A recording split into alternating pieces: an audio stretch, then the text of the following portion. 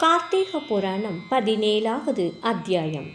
இவையெல்லாம் கேட்டுக்கொண்டிருந்த பாமையானவள் கண்ணனை பார்த்து, சுவாமி, எல்லா விஷயமும் நன்றாக புரியும்படி தெளிவாக எடுத்துரைத்தீர்கள். ஆனால் அந்த ஜலேந்திரன் யுத்தத்தில் எவ்வாறு தோல்வியடைந்தான்? அவனுடைய சிரசானது எப்படி கொய்யப்பட்டு பிருந்தையின் மடிமேல் விழுந்தது என்பதை முதலில் எனக்கு சவிஸ்தாரமாக எடுத்துச் சொல்ல வேண்டும் என அதற்கு பகவான், சத்யா, சொல்கிறேன். யுத்த களத்தில் ஜலேந்திரனும் ஈஸ்வரனுக்கும் மிக கடுமையான யுத்தம் நடந்தது.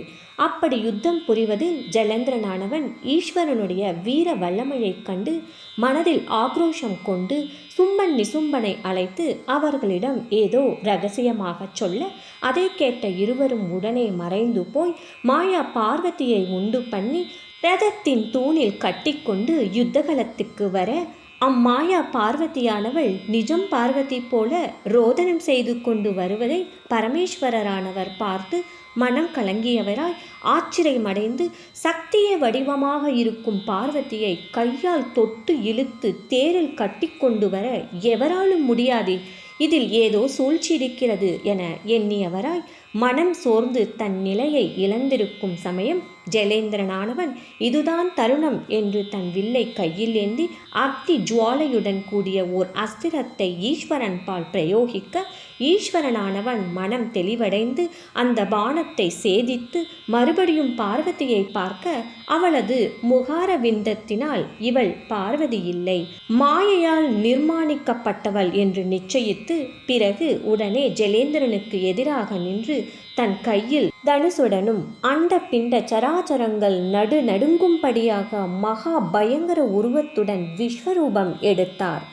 அப்படி ரௌத்ராகாரத்துடன் தோன்றிய விஸ்வரூபமாகிய சாம்பமூர்த்தியை பார்த்து அசுரப்படைகள் பயந்து கதி கலங்கியவர்களாய் கதறிக்கொண்டு மூளைக்கொருவராக ஓடினார்கள். தன் சைனியம் பயந்து ஓடுவதை பார்த்த ஜலேந்திரன் அவர்களை போக விடாது அமர்த்தி மிக குரூரமாக ஒரு பானத்தை தொடுத்து மேல் நோக்கிவிட ஆகாயமானது மறைந்து அந்தகாரமாகியது. திடீரென இருள் சூழ்ந்ததைக் கண்ட பசுபதி தன் ஒரே பானத்தால் அதை விலக்கி பிரகாசத்தை உண்டாக்கினார்.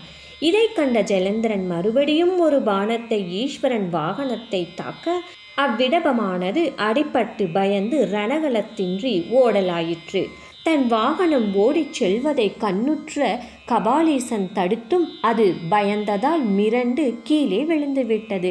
இடபமானது கீழே விழுந்ததை பார்த்த சர்வேஷன் மனதில் மகா உக்ராகாரத்துடன் 14 உலகங்களும் நடுநடுங்க மகா ரௌத்ராதிகார ரூபத்துடன் தேவர்களால் கொடுக்கப்பட்ட ஜோதியின் அருளால் கோட்டி சூரிய பிரகாசம் பொருந்திய சுதர்சனம் என்ற சக்ராயுதத்தை எடுத்து ஜபித்து ஜலேந்திரன் மீது பிரயோகம் செய்தார். அந்த சக்கரமானது பெரும் சப்தத்துடன் ஆகாயத்தில் கிளம்பி உலகங்களையும் சுற்றி கிருகிரு என்று சுழன்று வரும் பொழுது நடுவில் தோன்றிய பெரும் பர்வதங்கள் எல்லாம் தவிடுபொடியாகவும் சப்த சாகரங்கள் எல்லாம் கொந்தளித்தும் அண்ட பிண்ட சராச்சரங்கள் எல்லாம் ஊஞ்சல் போல அசைந்தாடவும், இவ்விதமாக மகா குரூரமாக அச்சுதர்சன சக்கரமானது சுழன்று வந்து ஜலேந்திரனுடைய சிரசானது சேதித்து சக்கரமானது சாம்பமூர்த்தியிடம் வந்தடைந்தது. அப்பொழுது தேவர்களும் முனிவர்களும் புஷ்பமாரி பொழிந்து தேவ துந்துபிகள் வாத்திய கோஷம் செய்தார்கள். அப்பால் தேவர்களும் முனிவர்களும், எங்கள் இடரை தீர்த்த ஐயனே, இவையெல்லாம் தங்கள் திவ்ய திருவிளையாடலே என்று ஸ்ரீ சாம்பவமூர்த்தியை கொண்டாடினார்கள்.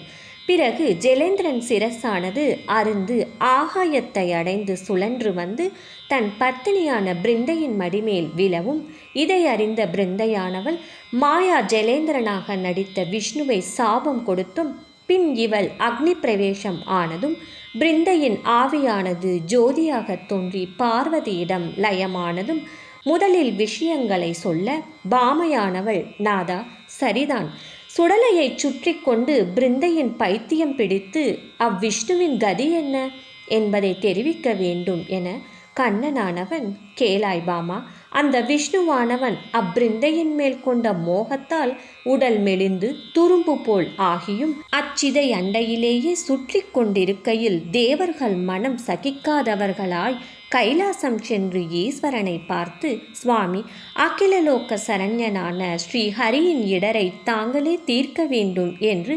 சாம்பமூர்த்தியிடம் முறையிட, சங்கரனானவர், தேவர்களே, அவருக்கு நேர்ந்த காம பைத்தியத்தை நீக்க என்னால் ஆகாது. ஆனால் ஒன்று சொல்கிறேன். அதாவது, நீங்கள் எல்லோரும் சரையு நதிக்கரை அடைந்து மூல பிரகிருத்தியான ஆதிசக்தியை குறித்து சோஸ்திரம் செய்வீர்களாயின் அவள் பிரசன்னமாகி உங்கள் மனோபீஷ்டத்தை நிறைவேற்றி வைப்பாள் என்று சொல்ல, அப்படியே தேவர்கள் எல்லோரும் ஒன்று கூடி சரையு நதி தீரம் அடைந்து தூய மனதுடன் அச்சக்தியை குறித்து தியானம் செய்தார்கள். அதாவது, சமஸ்தான உலகங்களில் 23 பேதங்களாக இருக்கப்பட்டவர்களாயும் யாதொரு பாவத்தினாலேயே ஜகத்தியங்களையும் போக்கடிக்கின்ற மூல பிரகிருத்தியான ஸ்ரீ சக்தி தேவியை சோஸ்திரம் செய்தார்கள். அப்படி தேவர்கள் துதி செய்யவே, ஆதிசக்தியானவள் சூரிய மண்டலத்திலிருந்து மகா தேஜசுடன் மின்னல் போல் பிரசன்னமாகி தேவர்களை நோக்கி, இந்திராதி தேவர்களே, உங்கள் தோத்திரத்தால் நான் அதிக சந்தோஷமடைந்தவளானேன்.